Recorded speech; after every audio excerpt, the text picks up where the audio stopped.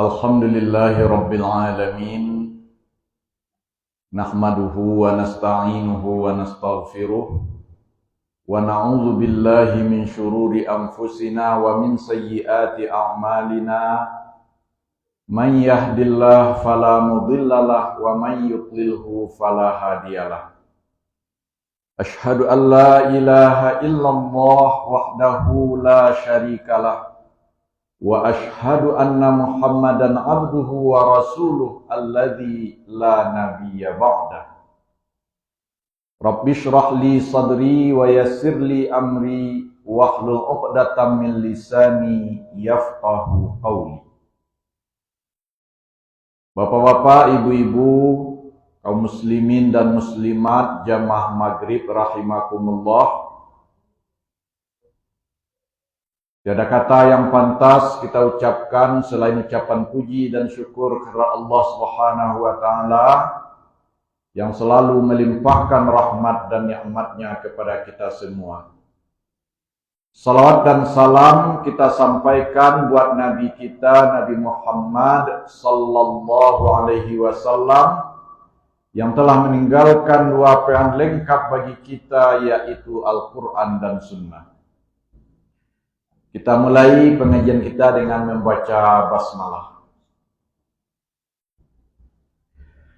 Bapak Ibu sidang jamaah yang berbahagia, sebagaimana yang kita maklumi bahwasanya agama kita Islam memberikan tuntunan kepada kita agar kita mendapatkan keselamatan hidup di dunia dan keselamatan hidup di akhirat, serta terhindar dari azab api neraka. Sebagaimana di dalam surat Al-Baqarah ayat 201, di mana dalam ayat itu disebutkan tentang salah satu doa, yang mana doa itu selalu kita baca, wa minhum man yaqulu rabbana atina fid dunya hasanah wa fil akhirati hasanah wa qina adzabannar. Kalau kita perhatikan redaksi ayat tersebut Bapak Ibu, di mana damir atau kata gantinya itu menggunakan kami. Berarti dalam agama kita Islam, kita itu dituntun untuk selamat, tidak hanya keselamatan pribadi atau individu, tetapi hendaknya juga kita berusaha menyelamatkan keluarga dan masyarakat kita. Begitu juga dalam surat At-Tahrim ayat 6 Allah mengatakan, ya ayyuhalladzina amanu, wahai orang-orang yang beriman, qu anfusakum wa ahlikum nara. Jagalah dirimu dan jagalah keluargamu dari api neraka. Agar kita bisa selamat di dunia, selamat di akhirat, terhindar dari api neraka itu Bapak Ibu, selamat diri dan keluarga kita, maka kita harus bisa menciptakan generasi yang kuat. Kita harus menjadi generasi yang kuat dan bisa meninggalkan generasi yang kuat. Kenapa demikian? Karena dalam hidup ini tugas pokok kita itu pertama adalah beribadah kepada Allah. Wa ma khalaqtul jinna wal insa illa liya'budun. tidaklah aku ciptakan jin dan manusia melainkan adalah untuk menyembah atau beribadah kepadaku. Yang kedua, tugas kita di dunia ini adalah sebagai khalifah. Wa idh qala rabbuka lil malaikati inni ja'ilun fil ardi khalifah. Nah, jadi Bapak Ibu sidang jamaah yang berbahagia, agar kita bisa menjalankan tugas kita beribadah kepada Allah, kemudian tugas kita menjadi khalifah, maka tentu kita harus mempunyai kekuatan.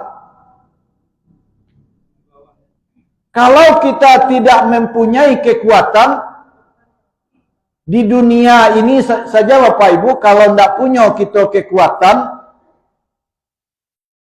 baik itu misalnya kekuatan ilmu, kekuatan ekonomi, kekuatan fisik, maka kita tidak akan bisa menjalani hidup di dunia ini secara normal. Nah, bagaimana kita akan mendapatkan kebahagiaan di dunia? Begitu juga dengan kebahagiaan di akhirat. Nah, ini sejalan dengan firman Allah di dalam surat An-Nisa ayat 9. Allah Subhanahu wa taala berfirman, A'udzu billahi minasyaitonir rajim.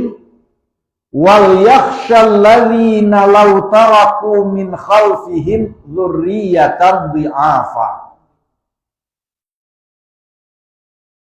Hendaklah mereka merasa takut, merasa khawatir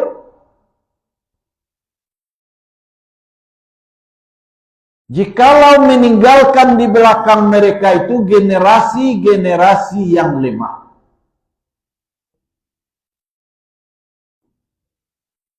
Nah, di dalam ayat ini adalah peringatan kepada kita orang Islam, jangan sampai kita meninggalkan generasi yang lemah. Ayat ini tentu tujuannya adalah kepada setiap muslim. Akan tetapi penekanannya terutama adalah kepada para orang tua yang meninggalkan anak keturunan di belakangnya. Allah mengingatkan supaya jangan meninggalkan generasi yang lemah. Sebab sebagaimana kita sampaikan tadi, kalau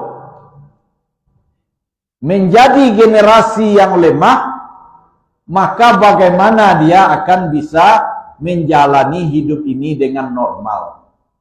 Jangankan untuk mencapai kebahagiaan di akhirat, di dunia ini saja kalau lemah kita akan tertinggal. Kita akan tertindas. Lemah kita secara ekonomi,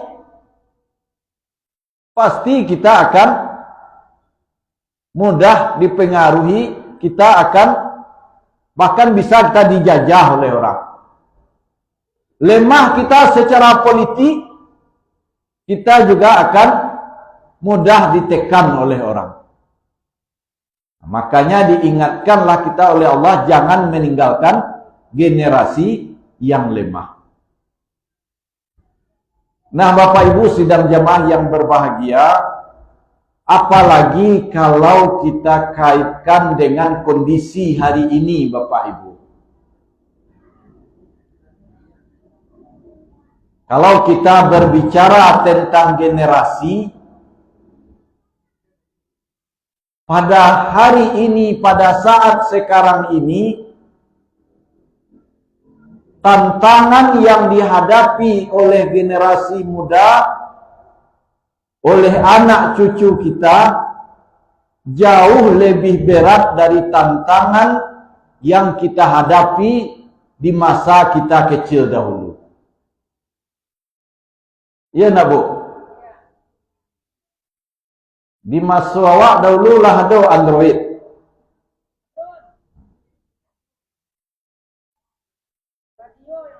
Radio yang ada nih Bu. Paling-paling yang ada dulu TV.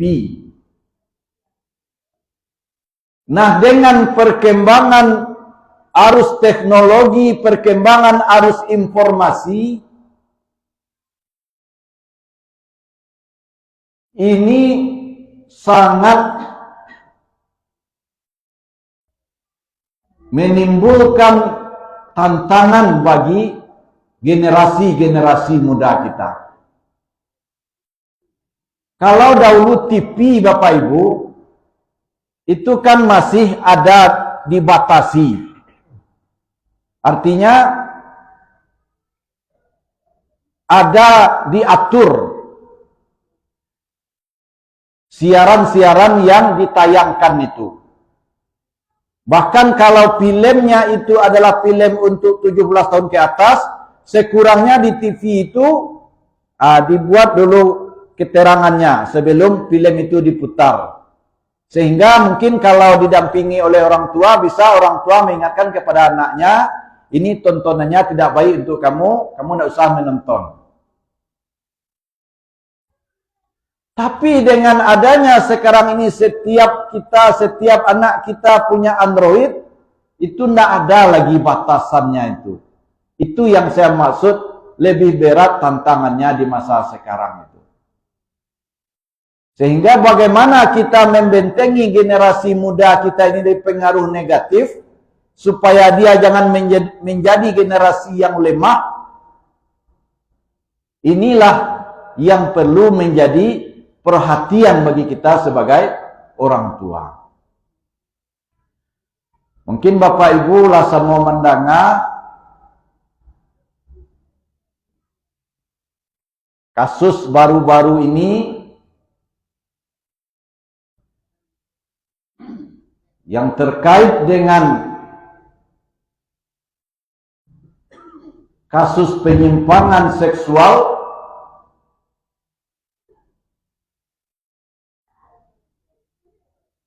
yang terjadi di daerah kita di Agam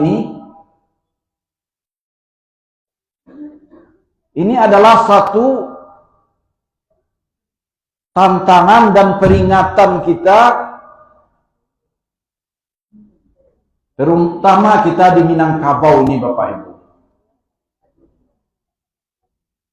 Sebab kasus-kasus ini sebelumnya juga sudah pernah terjadi, dan bahkan ketika itu ada penelitian mengatakan bahwasanya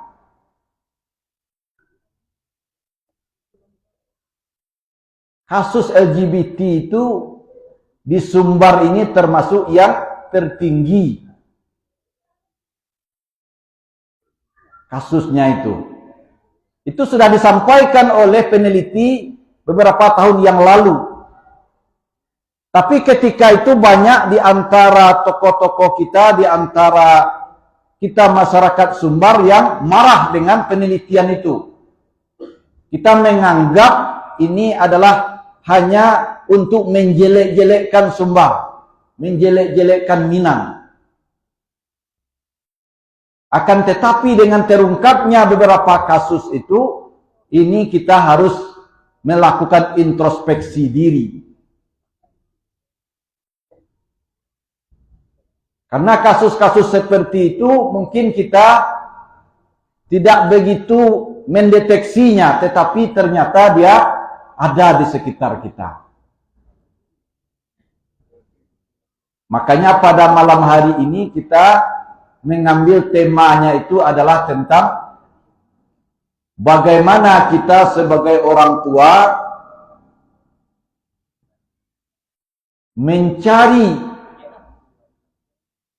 langkah-langkah supaya generasi muda kita tidak menjadi generasi yang lemah, tidak menjadi generasi yang bisa dirusak oleh berbagai macam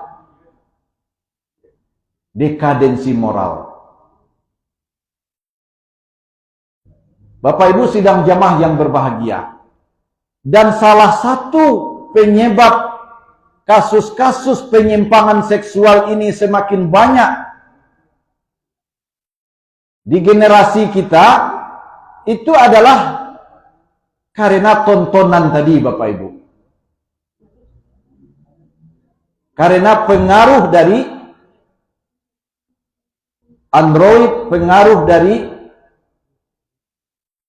apa yang dia lihat sehari-hari di HP-nya itu Bapak Ibu.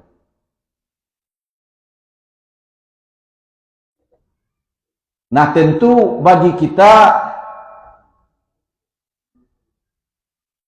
harus bisa menemukan formula bagaimana kita membentengi diri dan keluarga kita. Ku anfusakum wa ahlikum nara. Peliharalah dirimu dan keluargamu dari api neraka. Artinya kita harus berusaha menjaga anak keturunan kita jangan sampai dia terjerumus kepada akhlak-akhlak yang buruk tersebut. Bapak Ibu sidang jamaah yang berbahagia. Dalam ayat tadi Allah mengatakan dzurriyyatan dhi'afa. Generasi yang lemah. Janganlah para orang tua meninggalkan generasi yang lemah. Apa yang dimaksud dengan lemah di sini? Lemah di sini itu bersifat umum. Sehingga bisa kita bagi atau kita golongkan lemahnya itu diantaranya adalah lemah akidah. Yang kedua adalah lemah ibadah. Yang ketiga adalah lemah akhlak. Yang keempat adalah lemah ilmu. Yang kelima adalah lemah ekonomi.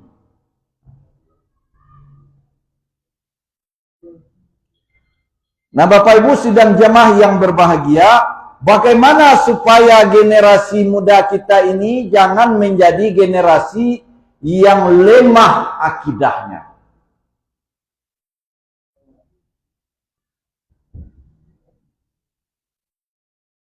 Bagaimana caranya, Bu?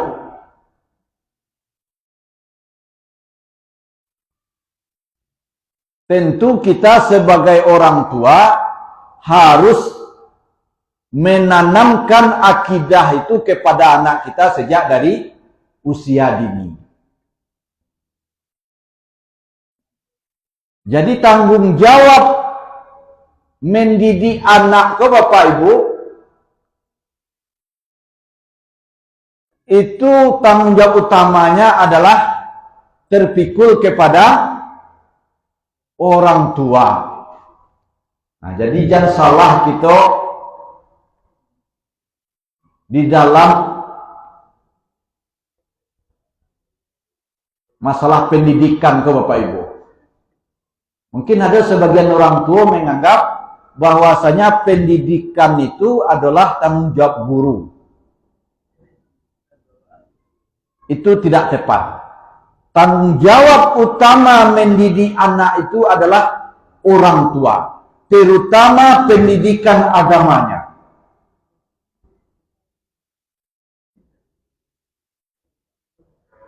Guru itu adalah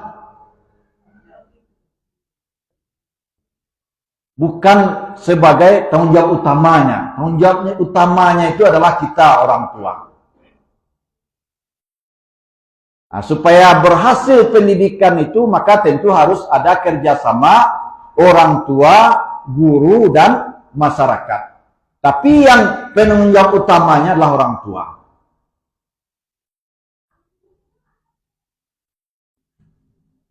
Ini bisa kita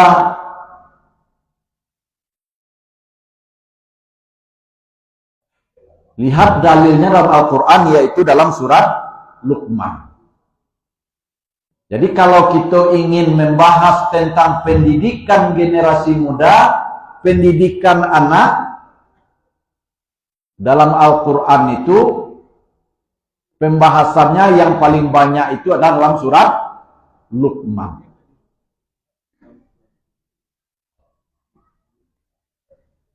Di dalam surat Luqman ayat 13 dijelaskan oleh Allah, wa idh qala Luqmanu libnihi wa huwa ya'idhuhu ya bunayya la tusyrik billah.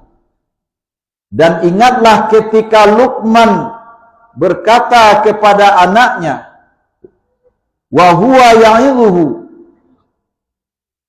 sedangkan dia ketika itu mengajarinya, ya bunayya la tusyrik billah, wahai anakku, jangan kamu perserikatkan Allah, jangan kamu sekutukan Allah. Jadi Allah menceritakan tentang Luqman kok iku memberi pelajaran kepada kita ba'a cara mendidik anak. Ba'a cara mendidik anak yang diajarkan atau yang dicontohkan oleh Luqman itu, bahwasanya yang pertama sekali yang akan kita ajarkan kepada anak kita itu adalah la tusyrik billah, jangan kamu memperserikatkan Allah.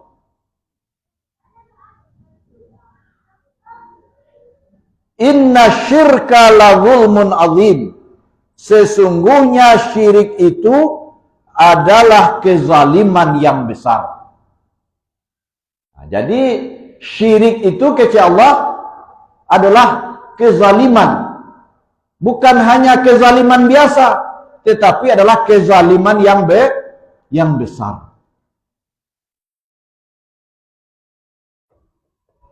Nah, Bapak Ibu sidang jamaah yang berbahagia,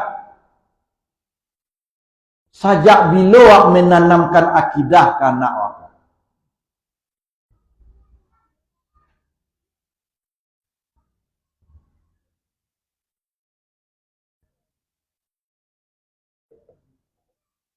Kalau kita lihat di dalam hadis, walaupun ada sebagian ahli hadis mengatakan hadisnya itu tidak mencapai derajat sahih, tapi ada juga yang mengatakan hadis ini bisa dijadikan dalil, yaitu tentang perintah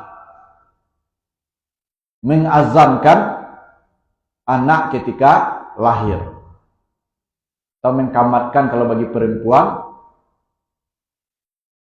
Nah, itu salah satunya bahwasanya penanaman akidah itu sudah dimulai baru saja dia lahir ke dunia ini, sudah kita tanamkan akidah kepadanya.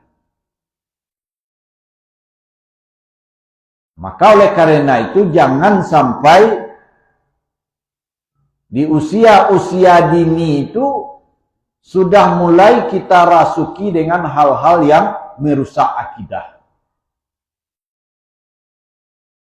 Kalau masih ada juga kepercayaan-kepercayaan memasang jimat-jimat kepada anak kecil itu, takwi biko dicuci palasi, itu berarti kita sudah merusak akidah sejak dari bayi itu. Kalau yang disuruh oleh Nabi baru saja lahir, akidahnya itu yang harus dibersihkan, diazamkan.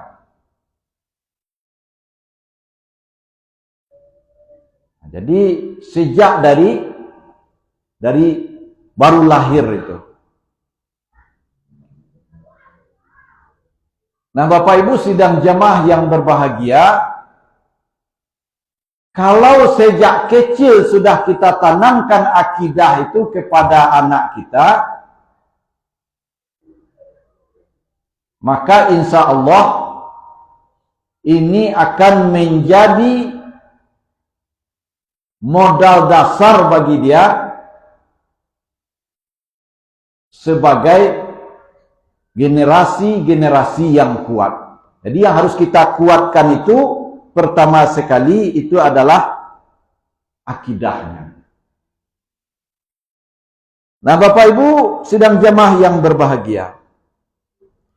Kemudian yang kedua, prinsip ya. Jadi yang pertama itu prinsip pendidikan Islam itu Bapak Ibu, yang pertama itu adalah akidah. Itulah prinsip yang pertama yang harus kita tanamkan kepada anak kita.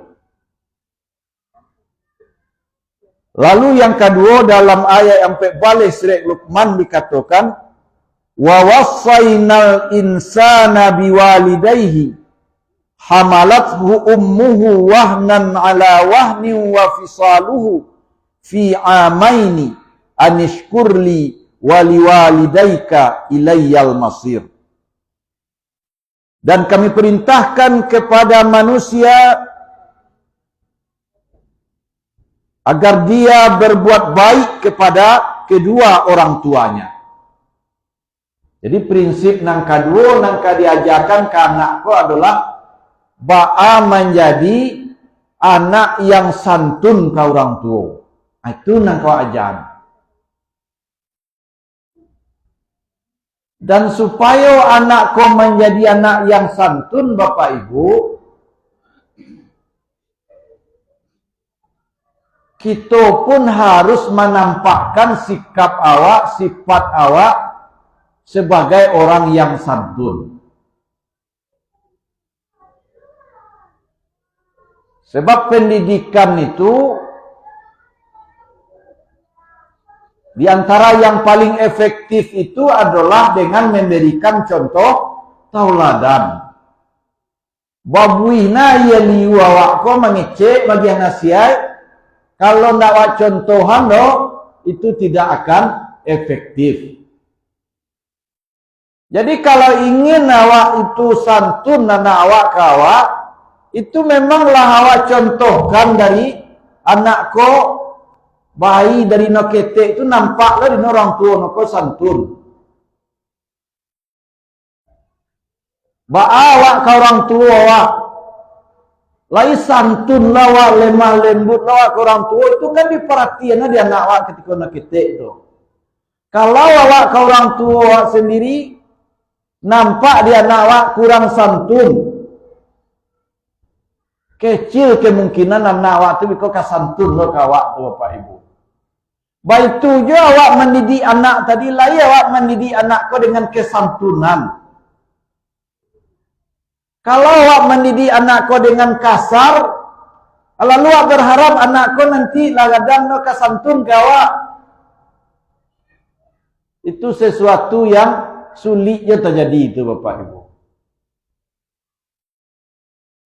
Jadi itulah diingatkan oleh Allah yang kawak tanamkan prinsip pendidikan ke anak itu yang kedua sesudah akidah adalah ba'a menjadi anak yang santun ke orang tua.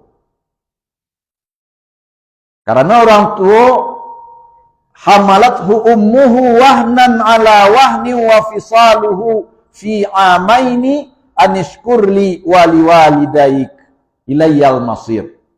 Jadi kata Allah, kami perintahkan kepada manusia supaya dia berbakti kepada orang tua, kedua orang tuanya. Nah, setelah Allah mengatakan kepada kedua orang tua, lalu dalam sambungan ayat kau dikhususkan pula oleh ke ibu. Cerita tentang ibu lah, bahwasanya ibunya telah mengandungnya dalam keadaan lemah yang bertambah lemah atau lemah di atas lemah, wa fisaluhu dan menyapihnya fi amain pada umur 2 tahun. Mungkin bahasa menyapihnya aku bagi anak-anak awak kini mungkin tidak tahu nak ana menyapih. Menyapih ke Bu? Menyapih itu sawanana makasina adalah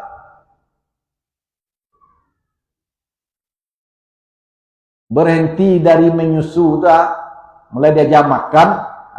Jadi menyapihnya di dalam usia pada usia 2 tahun. Artinya kan bahwa memang menyusui itu selama yang bagusnya itu kan 2 tahun.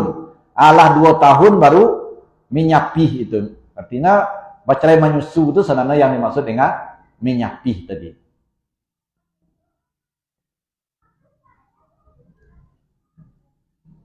Anishkurli wali walidaika ilayyal masir, supaya hendaklah kamu berterima kasih kepadaku, kata Allah, dan kepada kedua orang tuamu, dan kepadakulah tempat kembalimu. Bapak Ibu sidang jemaah yang berbahagia, jadi berbakti kepada orang tua itu adalah perintah kedua setelah perintah menyembah Allah. Dan dalam ayat selanjutnya dijelaskan oleh Allah batas sampai di mana kita berbakti kepada orang tua itu, ya tidak ada sebenarnya batasnya. Tidak ada batasnya. Wa in jahadaka ala an tusyrika bi, dan jika kedua orang tuamu itu memerintahkan untuk menyekutukanku, kata Allah, ma laisa laka bihi ilm, dengan sesuatu yang tidak ada engkau ilmu tentangnya, fala tuti'huma, maka jangan kamu taati kedua orang tua itu, wa sahibhuma fid dunya ma'rufa, tetapi tetap pergaulah keduanya itu di dunia secara baik. Jadi bagaimanapun kesalahan orang tua,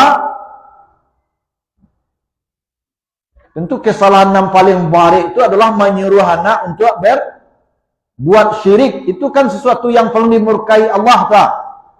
Walaupun itu yang dilakukan oleh orang tua kita, kata Allah,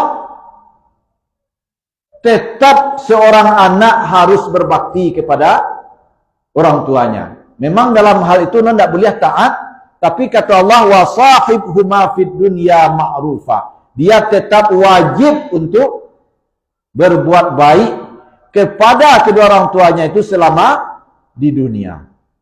Bitu bana perintah berbakti kepada orang tua itu. Kemudian kata Allah, wattabi' sabila man anaba ilai, dan ikutilah jalan orang-orang yang kembali kepadaku, summa ilayya marji'ukum fa unabbi'ukum bima kuntum ta'malun. Kemudian kepadaku tempat kembalimu, dan akan aku beritakan kepadamu tentang apa yang kamu kerjakan.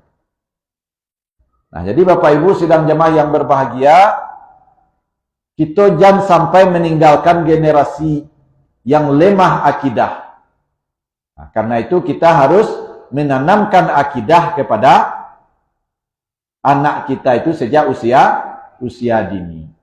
Kita jangan sampai meninggalkan generasi yang lemah akhlak, maka kita harus tanamkan akhlak yang mulia itu sejak usia dini. Lalu selanjutnya Bapak Ibu dalam ayat 16 Allah mengatakan, ya bunayya. Ini cerita tentang Luqman tadi. Cek Luqman ke anaknya, wahai anakku, innaha, sesungguhnya, intaku mithqala habbatin min khardal,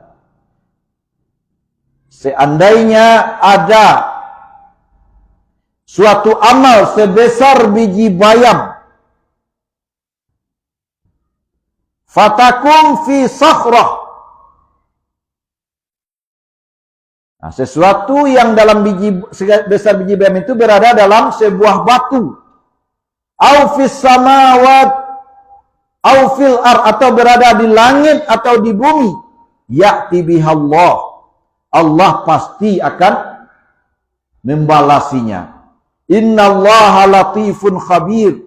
Sesungguhnya Allah itu maha halus lagi maha meneliti. Nah, jadi dalam ayat itu dijelaskan tentang bagaimana mengajar anak kita itu, mendidik anak kita itu supaya dalam hidup ini dia merasa diawasi oleh Allah. Maka dikatakan sesungguhnya Kecik Luqman ke anaknya menceritakan tentang kemahakuasaan Allah. Kalau ada sesuatu sagadang biji bayam lalu terletak dalam batu, itu tahu juga Allah tuh. Kalau ada amal sagadang itu pasti akan dibalasi oleh Allah. Seandainya ada, kita contohkanlah karena lain ada samui hitam nan barado di atas batu hitam di tengah malam nan kalam, itu tahu ya Allah tuh. Jadi sekecil apapun di dunia ini, dimanapun berada pasti diketahui oleh Allah.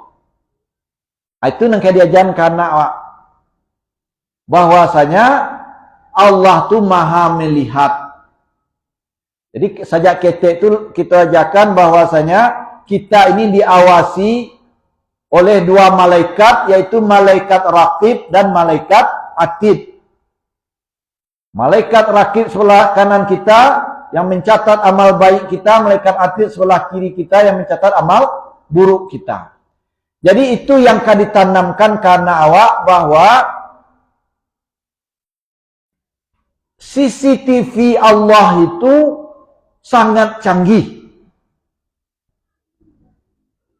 Di mana saja awak mandok pasti Allah melihat.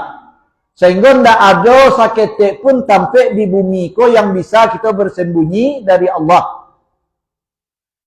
Itu yang disebut dengan muraqabah, merasa diawasi oleh Allah. Nah, kalau bisa kita menanamkan ke anak kita bahwasanya kita ini selalu diawasi oleh Allah, selalu diawasi oleh malaikat, itulah yang akan bisa membentenginya dari hal-hal yang merusak tadi.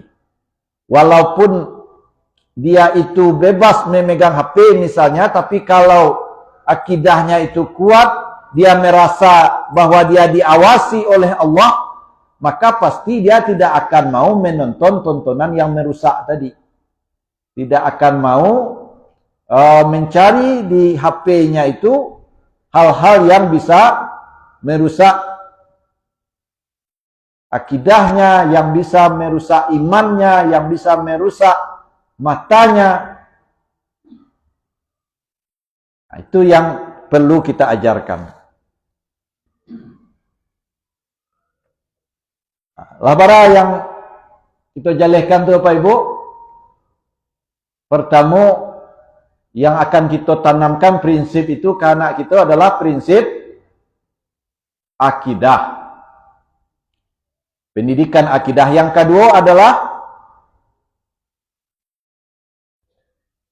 kita tanamkan kesantunan atau prinsip berbakti kepada orang tua.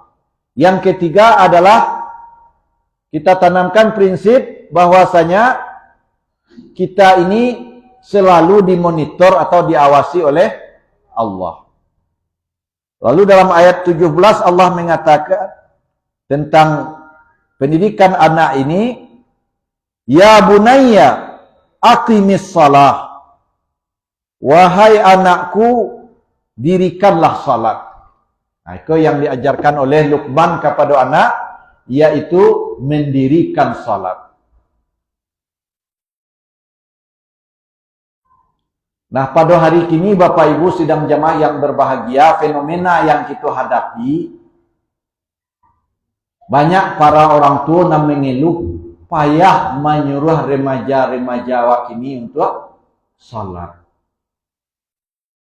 Padahal kalau kita renungkan barabanalah waktu untuk salat. Mulai dari awak berwudu, kemudian memakai pakaian yang bersih, kemudian kita salat, itu paling lama mungkin waktunya hanya 5 balik mini. Dikali 5 kali 5 salat kita itu berarti adalah 75 mini. Berarti waktu yang kita butuhkan untuk salat itu hanya sekitar 75 menit.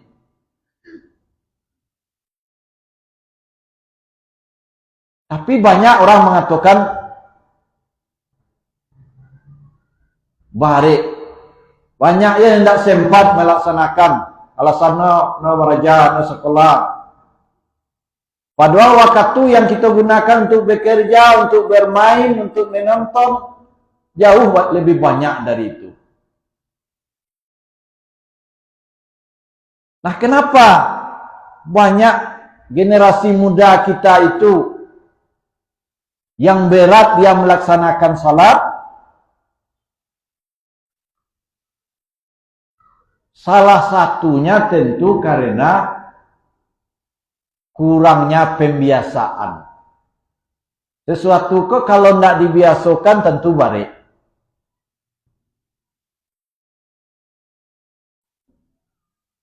Makanya kecek Nabi, muru auladakum bisalah, suruhlah anakmu itu melaksanakan salat sajak no bau muah 7 tahun. Kalau bisa sabalun itu pun mualimo itu pun lah aja-ajakan juga no salat. Berarti kalau disuruh anakku salat umur 7 tahun, bu, logikanya sabalun umur 7 tentulah aja-aja no bacaan salat, gerakan salat. Sebab tidak mungkin kita suruh no salat kalau no alun ajar tentang salat. Berarti sebelum umur 7 lah kita aja anakku salat.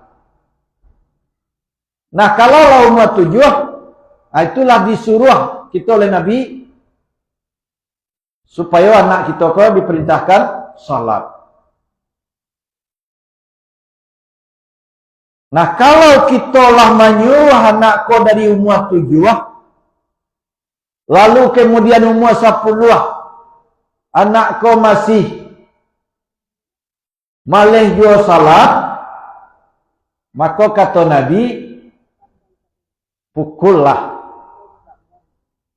Tapi pukul di sini dijelaskan oleh ulama adalah pukulan yang tidak menyakiti dan tidak melukai. Ini hanyalah pukulan untuk memberikan ketegasan supaya dia memahami betapa pentingnya salat itu. Jadi kalau ada di rumah kita sendiri, ada anak kita, ada cucu kita yang payah menyuruh no salat,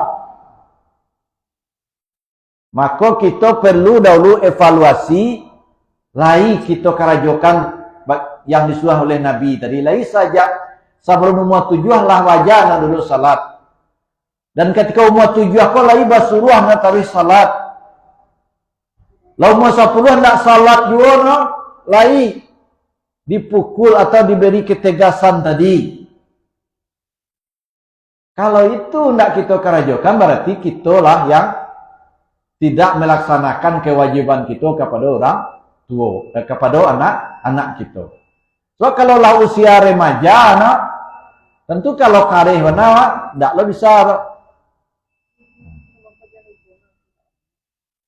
Bapak Ibu sidang jamaah yang berbahagia. Jadi kenapa banyak terjadi penyimpangan itu Bapak Ibu? Itu disebabkan adalah karena akidah dan ibadah anak cucu kita itu tidak kuat. Karena dijelaskan oleh Allah dalam surah Maryam ayat 59, "Fakhalafa min ba'dihim khalfun adha'us shalah maka akan muncul di belakang mereka itu generasi-generasi yang menyia-nyiakan salat, wattaba'u syahawat, dan memperturutkan hawa nafsu, memperturutkan syahwat, fasaufa yalqauna ghayya, maka dia nanti akan menjadi orang-orang yang sesat. Nah, terjadinya penyimpangan-penyimpangan tadi, kalau kita cari dalam ayat tadi Bapak Ibu, khalfun adha'us shalah, berarti karena salat itu nak batu. Kalau salat nak batu, lain mana salat, tapi salatnya itu adalah salat yang asal-asalan saja, maka itulah menyebabkan dia itu tidak bisa membentengi dirinya dari wattaba'us syahawat. Nah, jadi kalau kita lah bisa menanamkan akidah, lah bisa kita mendidik anak kita itu salat, maka insya Allah dia akan bebas dari berbagai penyakit, berbagai penyimpangan-penyimpangan tadi. Karena Allah mengatakan, inna salata tanha 'anil fahsya'i wal munkar. Sesungguhnya salat itu mencegah kita dari perbuatan keji dan mungkar. Bapak Ibu sidang jamaah yang berbahagia, itulah yang bisa kita sampaikan. Mudah-mudahan ada manfaatnya. Kita akhiri dengan alhamdulillahirabbil alamin. Nasrun minallah wa fathun qarib. Wassalamualaikum warahmatullahi wabarakatuh.